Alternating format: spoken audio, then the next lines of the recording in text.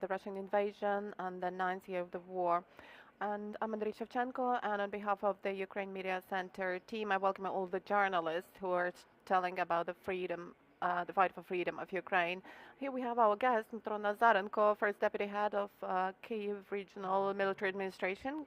Good afternoon. Good afternoon to everyone. So, topic number one is the situation in the occupied suburbs of Kyiv, and as far as I understand, this is your priority now. So, what is news from that place? Well, that's really true. For several days, we have been working at the algorithm of working in the deoccupied territories, and now we have intensified the work of the state emergency service for unmining. This is the primary task for diffusing these territories and make these places safe for people. Besides that, we have developed the algorithm of cooperating with all the services which are Kyiv regional electricity services, regional gas service, and they are all involved in the work, and they have clear deadlines for the restoration of electricity and gas supply. And also now we are actively cooperating with all the utility municipal enterprises of the region in order to get the special machinery for cleaning the territory. So we're doing our best for the cities to get back to the normal regime of life as possible. We can hear the calls of the authorities for people not to get back to Bucha, Irpin, Borodyanka yet. Why is this important? This is important because I've already mentioned that now there are a lot of shells, a lot of fragments, a lot of mines in those territories. So we need to first examine those territories and to make those cities and sectors safe. And only after that we can lay an emphasis on the return, on the coming back of people to their homes. What is so much dangerous there? What is the scale of those mining? Well, there are a lot of shell fragments or shells that have not exploded.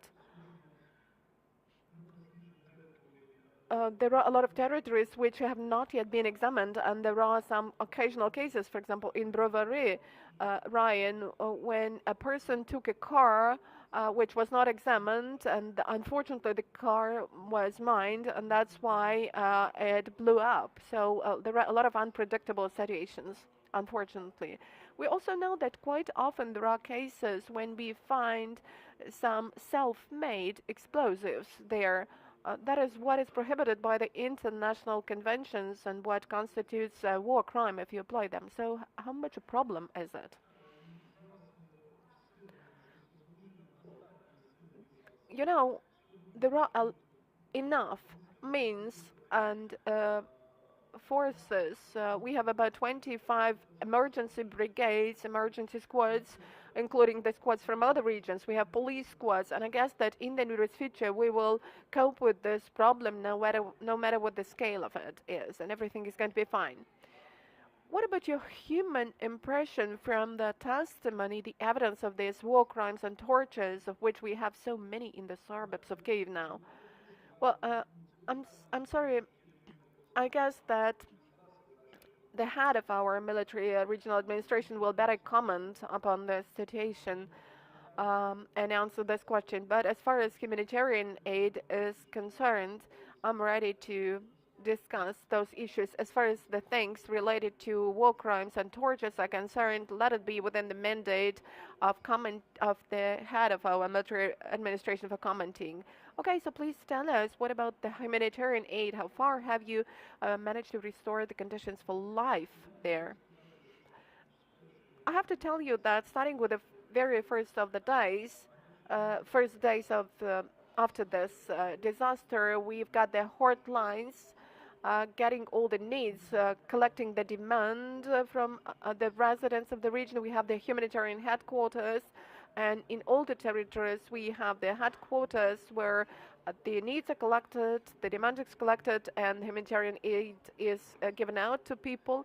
And when we got access to the territories that had been under occupation, first of all we collected the demand and together with the Rhine military administrations, where we have some reserved warehousing facilities of our humanitarian headquarters, and we started providing the supplies to people. Of course, that's a lot of work, and within 3 or 4 days, that cannot be done. We cannot embrace the whole territory. But now, when I'm going along those territories of Ivankovo, Borodyanka, Bucha, Irpin, and now I'm moving in the direction of these towns, I'm controlling the process for people to have enough food, and we are supported by the government, by the president, and thanks to that, we are able to get some stock, to get some food rations, and that's what we are doing. And so far, we have enough food, and humanitarian aid keeps coming. I mean here not only foodstuffs, but I mean here drugs and medical appliances and some hygiene items.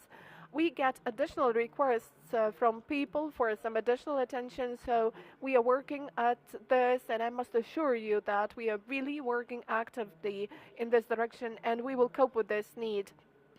But our task now is to restore water supply, electricity supply, gas supply, connection, because it's really important to have connection to organize our work better, and then the entrepreneurs, shops will start working, and I guess that this situation will become more stabilized.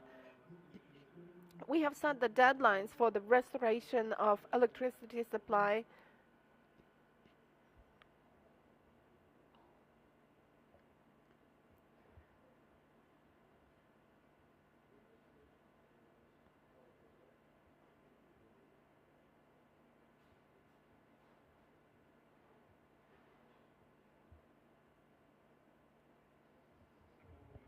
That was Dmytro Nazarenko, first deputy head of Kyiv Regional Military Administration, and we discussed the situation in Kyiv region, in the suburbs of Kyiv, which were liberated from the Russian occupants. Thank you for staying with us, and